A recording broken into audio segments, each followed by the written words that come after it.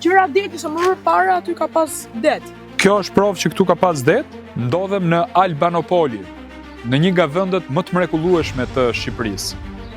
Kjo kala që shikoni këtu pas shtëpisë time, ky vend na ka dhënë ne emrin ndërkombëtar Albania. Këtu jetonte fisi albanëve, një nga fiset më me zë në Ilirinë e Lashtë. Ka mbajtur ndër vete peshën e kohës. Është një vend fantastik, një vend që përmendet për herë të parë nga Ptolemeu, i cili është babai i gjeografisë, që kur u mundua të bënte hartën e botës, vendosi si një pikë referimi pikërisht kalana e Albanopolisit për të identifikuar Ilirinë. Ky vend është frymëzimi im. Sa herë që unë kam për të marrë vendime të rëndësishme, unë vi këtu dhe meditoj dhe shikoj këtë vend. A thua se më thret gjaku i të parëve, është një vend fantastik që më jep një energji pozitive. Kam investuar për këtë vend intelektualisht. Kur kam mbaruar studimet e larta në gazetari, gjithmonë temat që kam shkruar atje kanë qenë rreth këtij vendi. Kam arritur të sjell 100 gazetarë amerikanë në këtë vend për ta parë nga afër dhe më kujtohet ajo dita e asaj vizite. Gazetarët amerikanë fillimisht erdhën, nuk u ndjen mirë se ishte një vend pa infrastrukturë, ndërkohë kur hypën në pjesën e sipërme, ata filluan të qanin. Unë nuk e kuptova lot të tyre fillimisht. Dhe më thanë, Naulon, na ke sjellë në një nga vendet më të bukura që kemi parë, kemi shëtitur botën, por arkitekturë 100% ilire ne nuk kemi parë, sepse këtu nuk ishte ndikim as Greqia dhe as Roma. Pra do të thotë që ata kuptuan nëpërmjet teknikave të shkallëve që kjo ishte një dorë arkitekturës ilire të lashtë. Albanopoli është një vend që shtrihet në 10 hektar, një vend i cili duhet kthehet me patjetër në destinacion. Në vitin 1969 janë bërë për herë të parë gërmimet arkeologjike ku janë gjetur rezultate fantastike. Të gjitha gërmimet që janë bërë dhe rezultatet që kanë dalë aty janë marrë artefaktet dhe janë çuar pikërisht në pavionin e parë të Muzeut Historik të Krujës.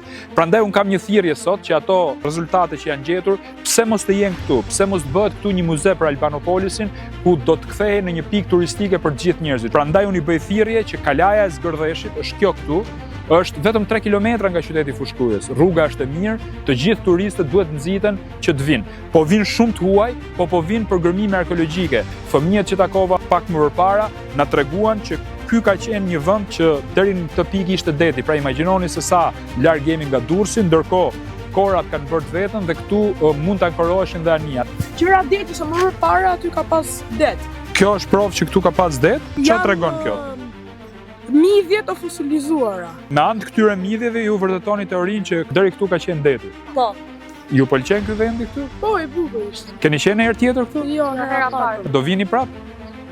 Po duhet m'ia thënë dhe shokëve dhe shoqeve që të vinë këtu. Po, ja erdhën dhe dje ata. Kishim klasa 8 dje, klasa 8 tjetër sot. Fantastike. Këto i keni gjetë në sipërfaqe apo keni gërmuar pak? Jo, kemi gërmuar, ca i kemi gjetë në sipërfaqe, sa i kemi gërmuar. Ju uroj shumë suksese dhe ju falenderoj për punën që keni bërë. Shumë. Jam shumë mirënjohës, urdhër.